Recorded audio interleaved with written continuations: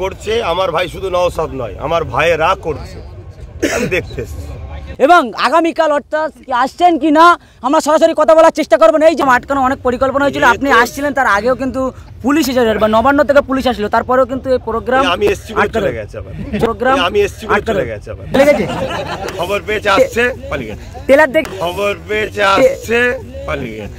এই মুহূর্তে যে ছবি দেখানোর চেষ্টা করবে একেবারে শহীদ মিনার মঞ্চে কিন্তু একেবারে বাংলার পরিচিত মুখ পিরজাদা আব্বাস সিদ্দিকী সাহেব, এবং আগামীকাল অর্থাৎ আসছেন কি না আমরা সরাসরি কথা বলার চেষ্টা করবেন। এই যে মঞ্চে একেবারে দেখতে পাচ্ছেন যে তানার হাতে গড়া দল, সেই দলের কিন্তু একেবারে প্রতিষ্ঠা দিবস হচ্ছে, আর সেই মঞ্চে একেবারে গড়িয়ে খতিয়ে দেখছেন পিরজাদা আব্বাস সিদ্দিকী সাহেব, সেই ছবি দেখানোর চেষ্টা করছে আপনাদেরকে। অবশ্যই যে যেখান থেকে দেখছেন ভিডিওটা শেয়ার করার চেষ্টা করবেন। আবার কি ঘটতে চলেছে এই 21-এর মঞ্চে থেকে আরও কি তেমনই একটা পরিচয় পাওয়া যাচ্ছে, কি বলবেন? কি এই যে আপনি করলেন বা তিনি গিফট করে দিলেন এরকম একটা, আমি গরম চা খেলাম আর ওই ভেলপুরি না কি বলে এসে দেখলাম এখানে বিক্রি হচ্ছে, খেয়ে। আপনার তো ধরতে গেলে হাতে তৈরি করা দল, কেমন লাগছে বলবেন ভাইজান? কেমন লাগছেন যে যে দেখছেন মানুষের কথা বলছি, ভালো লাগবে না? ভালো লাগবে তো। আমি তো চাই মানুষের হয়ে, গরিব মানুষ, অসহায় পিছিয়ে পড়া মানুষের হয়ে মানুষ কথা বলুক। আজকে এই যে আমার দিদিটা, তিলোত্তমা দিদি, ইনসাফ এখনো পেলো? পেয়েছে কি? ইনসাফ পেতে গেলে প্রকৃত যারা ইনসাফ যাদের হৃদয়ে আছে তাদেরকে ক্ষমতায় আসতে হবে, তবে ইনসাফ পাওয়া যাবে, আর নাই সবকিছুকে দমিয়ে রেখে দেবে। কোথায় গেলি আমার ছেলেগুলো? তোদের এই প্রোগ্রাম কিন্তু অনেক আটকানোর পরিকল্পনা হয়েছিল, কি বলবেন?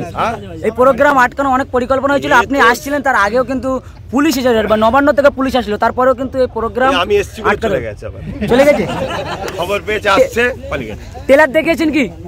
টেলার আমি দেখাই না, আমি একজন ভারতের নাগরিক। ভারতের প্রত্যেকটা বালি কোনার সাথে সবার যেমন অধিকার আছে, আমার অধিকার। কেউ দাদাগিরি দেবে এটা ছেড়ে দেওয়া যাবে না। চলো না রে বাবা, আমার ঘরে যেতে দাও। এই মুহূর্তে দেখতে পাচ্ছেন একেবারে 2021-এর পর থেকে আজকে রাজনৈতিক মঞ্চে আপনাকে এখানে দেখতে পাচ্ছি। প্রত্যেকটা মানুষ রাজনীতির সঙ্গে জড়িয়ে আছে, নিত্য প্রয়োজনীয় জিনিসের দাম বাড়ছে, আমায় কিনতে হয় না? লোক ফিরি দেয় নাকি? মসজিদ, মাদ্রাসা, ওয়াকাফ আমার নয়? আদিবাসী ভাইয়েরা তারা কি আমাদের ভাই নয়?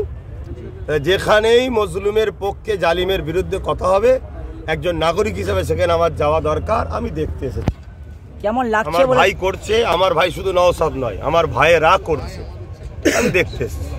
আমি এটা দিয়ে জলসায় গিয়েছিলাম, ফিরছি, যাওয়ার সময় একটু ঘুরে যাচ্ছি, এই তো কথা। ঠিক আছে, আমি একটু এই বাড়ি প্রতিষ্ঠা করেছিলেন, কালকে প্রতিষ্ঠা দিবস, এই বিষয়ে সাধারণ মানুষের কি বার্তা দেবেন?